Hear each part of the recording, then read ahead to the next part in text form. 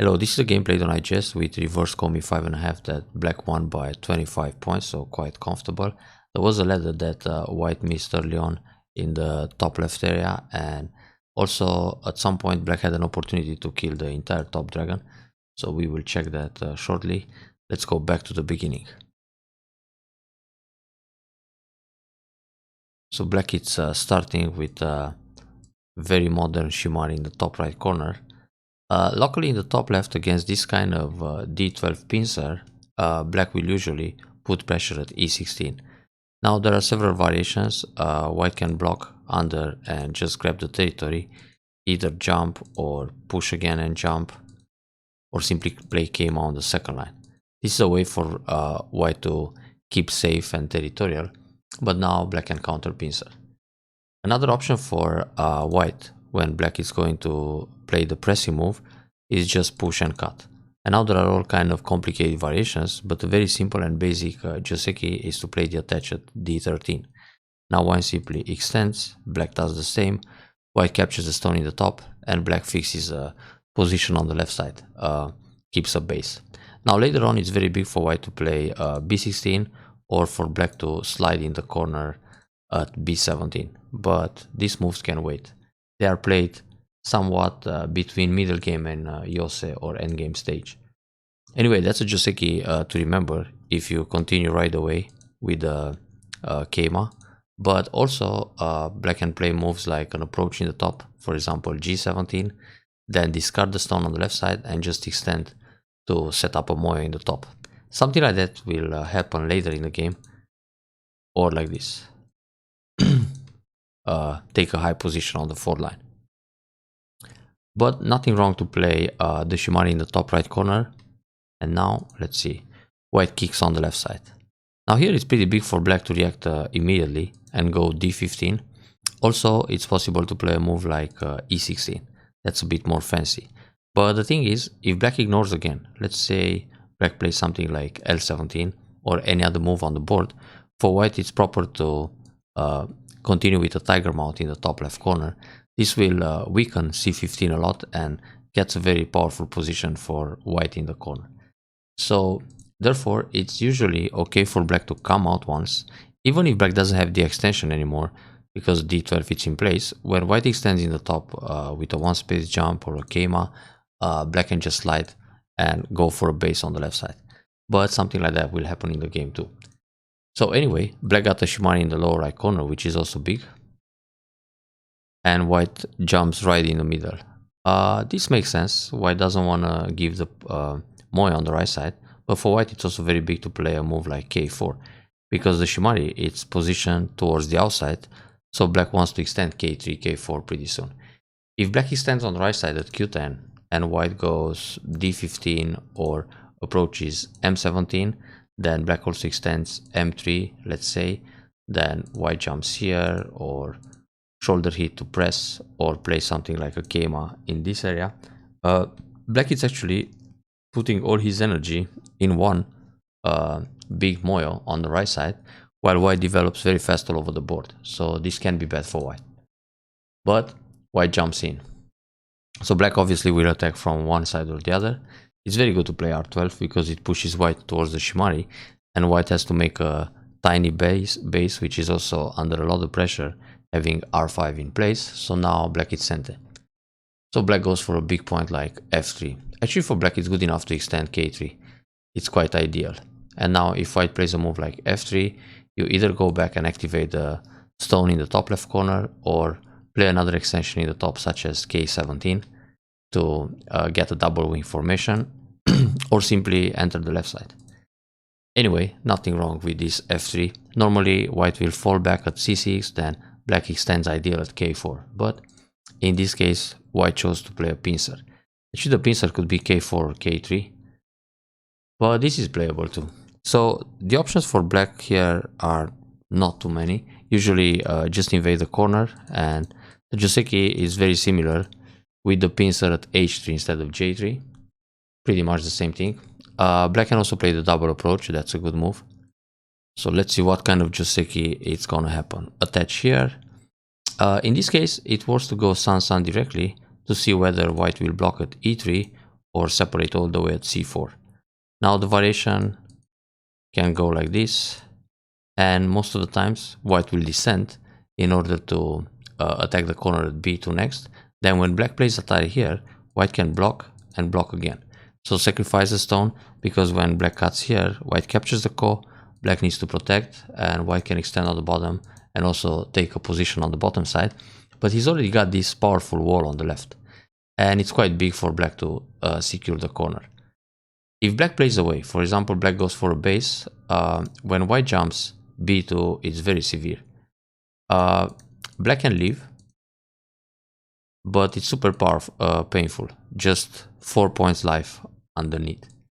So some crazy fight like that can happen. But okay, black played the Hane first.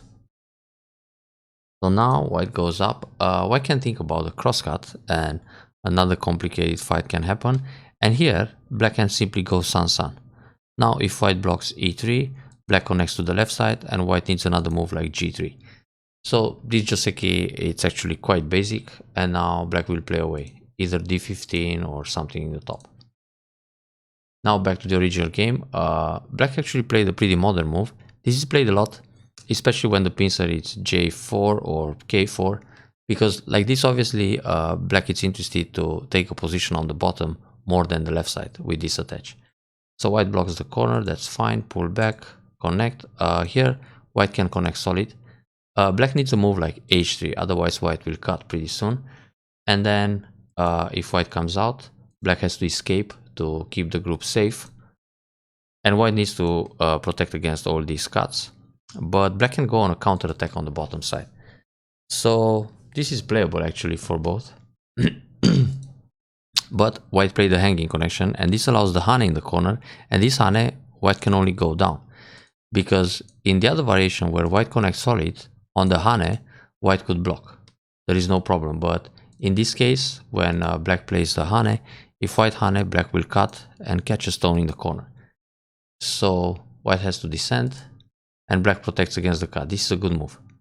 Black can also go up here to see whether white will connect like this or like this. If white cuts right now, it's a bit dangerous, because black can push through, Atari, and descend. And now white has a problem on the left side. One eye only. But that kind of peep can be played a little later too.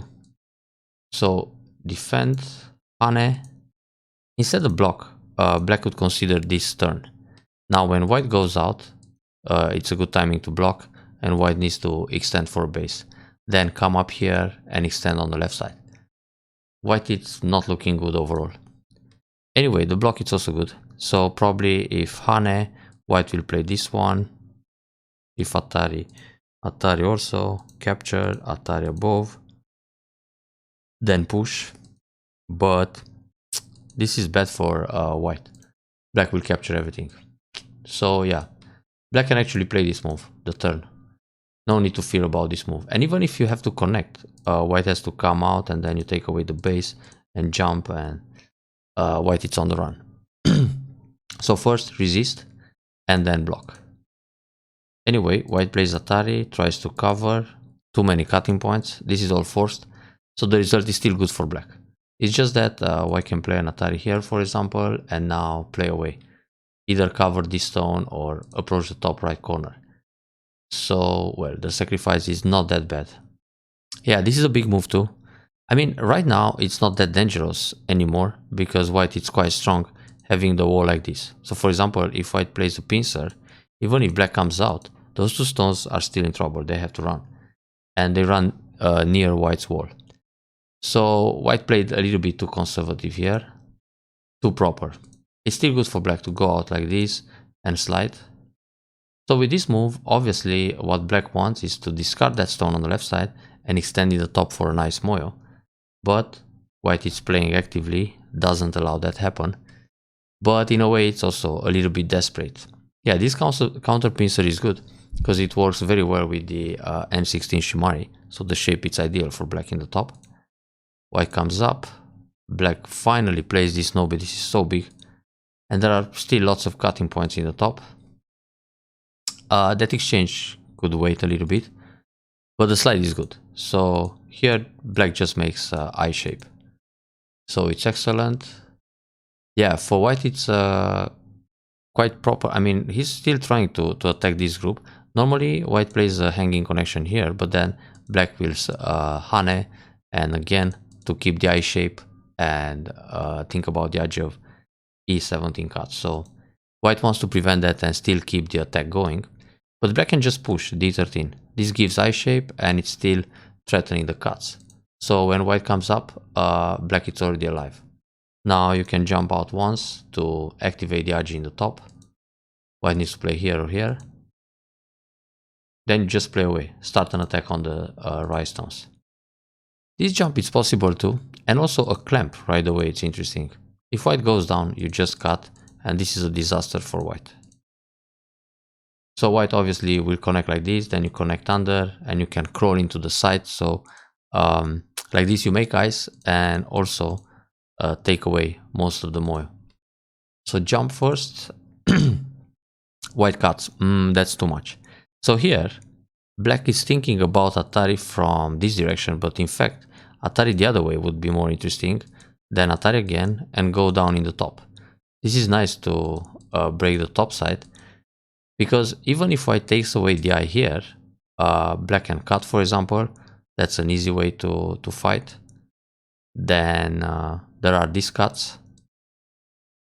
So it's really difficult for white to catch those stones. Also, let's check the ladder.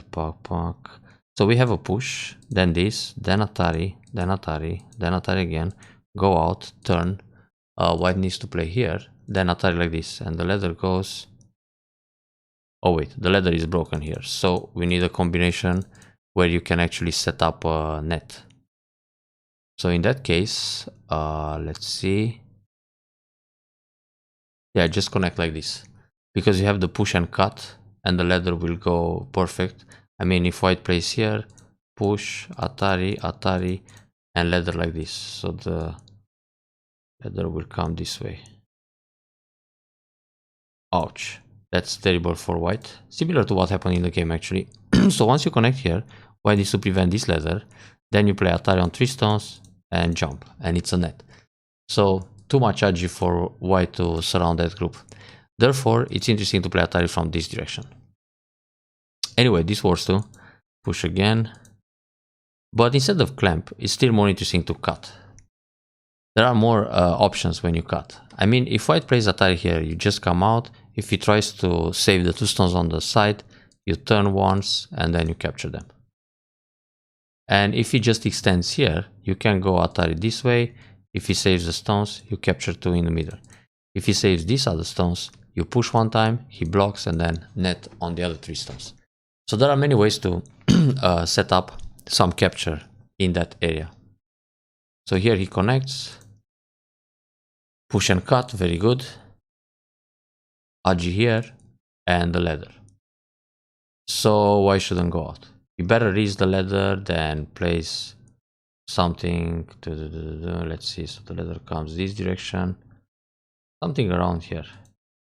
Then black needs to add another move to capture them, and at least white can break the bottom area. But anyway, difficult already. Too much agi. So going out was a disaster for white. He just lost more stones. So here black can play Kosumitsuke.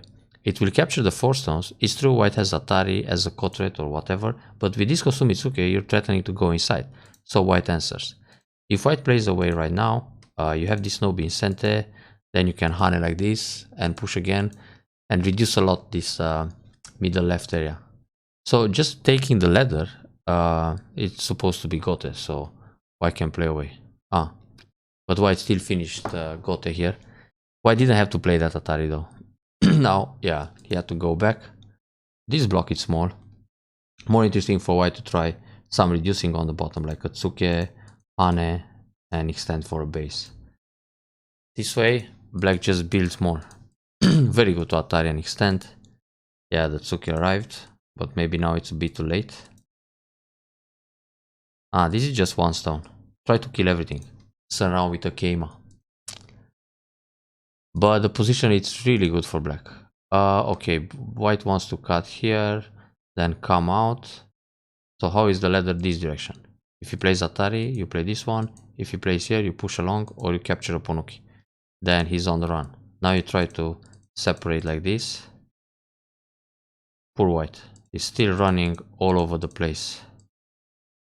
Yeah, very difficult. This empty triangle, just to connect against the cut, looks a little bit chicken style. Black can push with Atari, push again, then surround the group. Actually put pressure on the right side. So lean on the right side stones and surround this bottom group indirectly. Now let's see what happened in the top right. Yeah, this is trying to set up another ladder. Okay, white eventually makes some ice. Here it's better to turn once. So when white pushes through and he cuts, you can go out this way.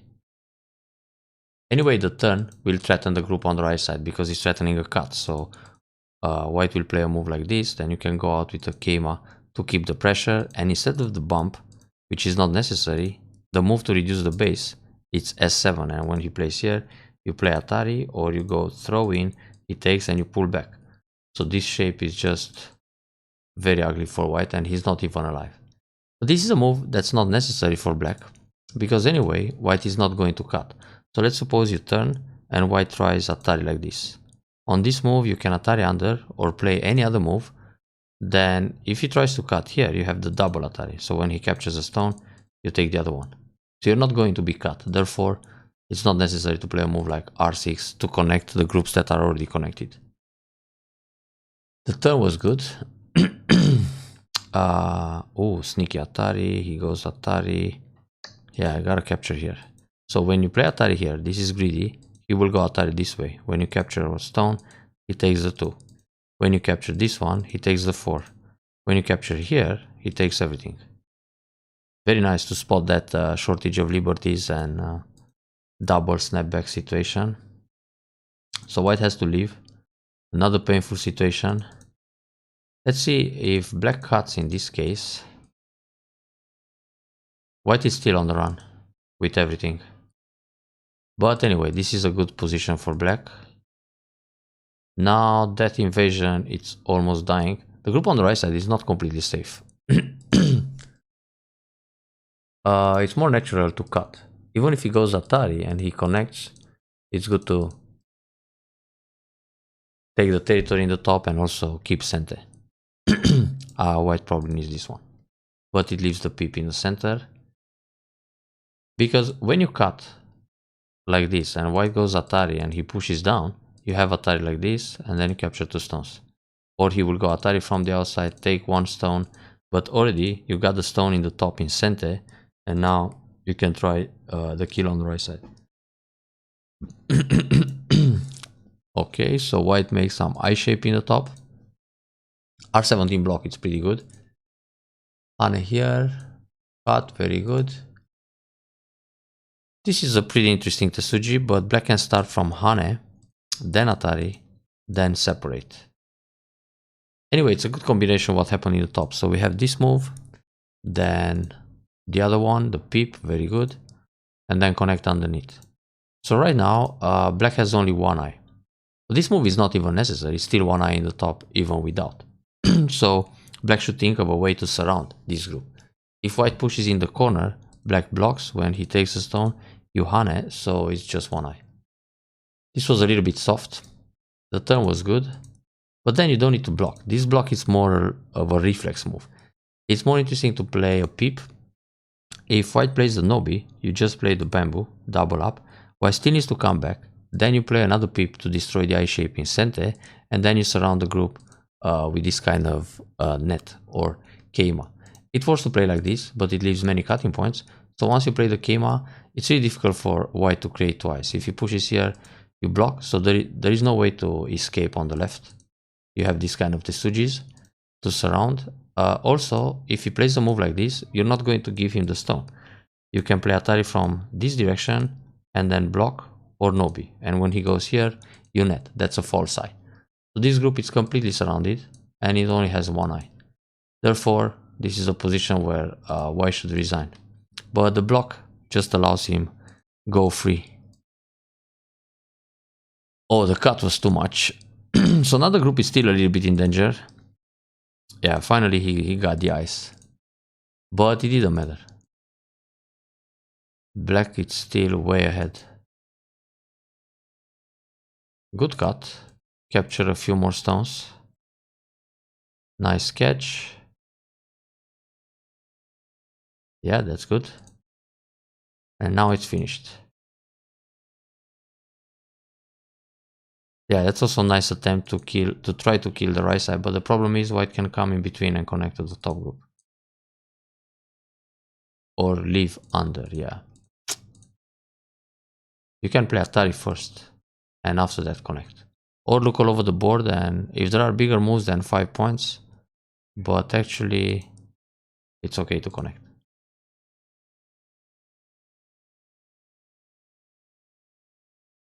So what happened here? Puck. So Atari, if white plays this move, you Atari like this. If he goes Atari, you catch the stone, and now he's dead, because when he plays here, that's a false eye. They should Atari, white connects, black connects. Very dangerous for him to let you capture that stone. So this would be a snapback, and if you catch, he connects. Yeah, you gotta play here. That's good. Oh, is this really necessary? So let's say black plays here, white cuts, Atari, Atari, Atari. Then, when he wants to cut here to play Atari, it's going to be a self Atari. So in fact, you don't need to play inside. Even if you play other moves, for example, this one is the same thing. The self Atari doesn't do any good for white. So S15 was -1 point. Here is better to connect solidly.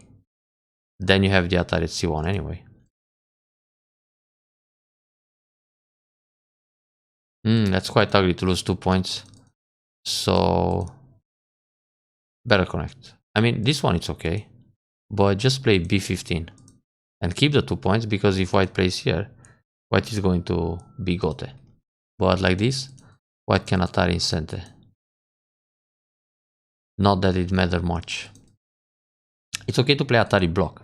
If white takes the ko, black has a ko threat, for example this one, then take back the ko, white connects, and then still fight the ko.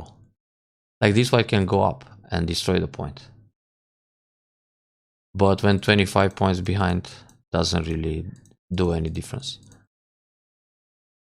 Yeah, well done. Good game, especially after taking the ladder in the top left. And also, I think managing the life in the top left corner was the deciding moment in this game. Then it didn't matter if white dies in the top or the right side. It's less important. Black already established the territory lead, and it was easy to keep it till the end. Good victory. Well done on this one, and enjoy the review.